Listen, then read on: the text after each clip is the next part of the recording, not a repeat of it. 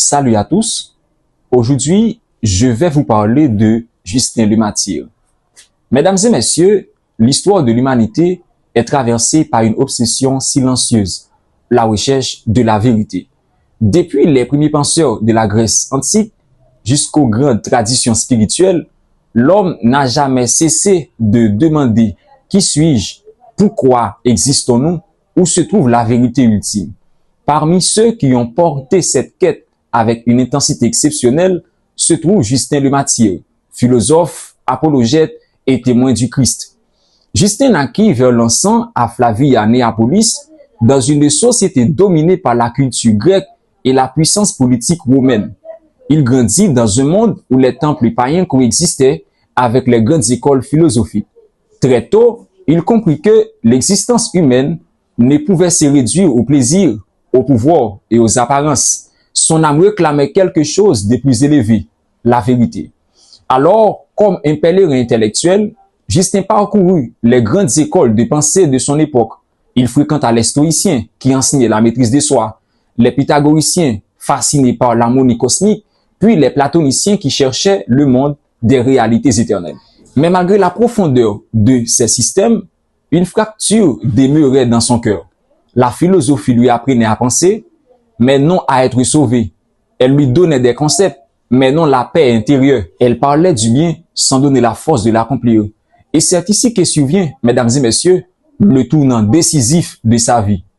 Un jour, un vieillard mystérieux engagea avec lui une conversation. Cet homme lui parla non des spéculations humaines, mais des prophètes d'Israël et du Christ. Il lui révéla que la vérité n'était pas seulement une idée à contempler, mais une personne vivante. Justin comprit alors une idée révolutionnaire. Le logos recherché par les philosophes grecs avait un visage, celui de Jésus-Christ.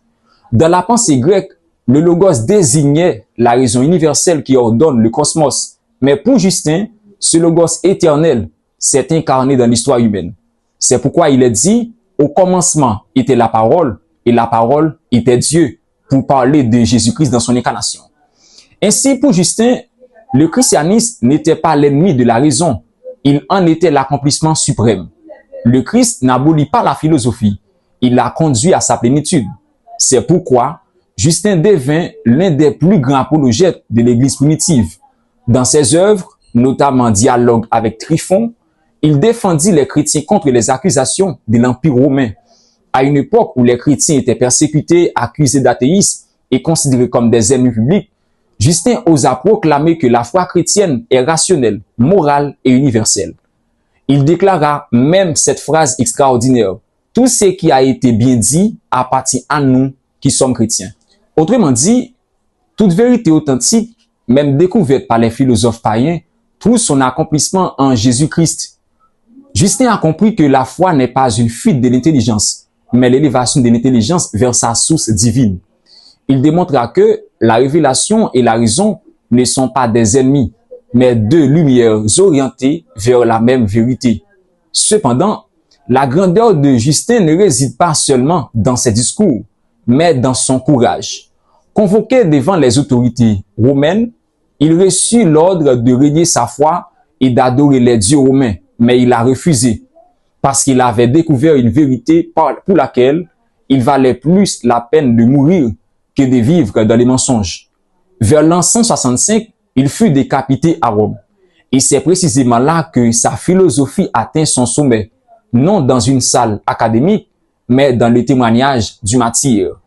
Justin nous enseigne aujourd'hui que la vérité n'est pas une théorie abstraite. La vérité exige un engagement total de l'être humain.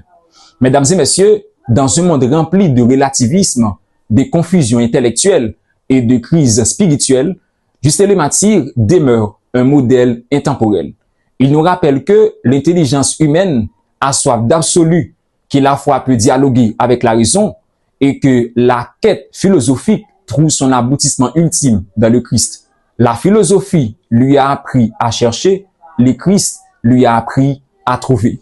N'oubliez pas de commenter, de liker et taper dans le commentaire Michel Bines 005. Merci de m'avoir écouté.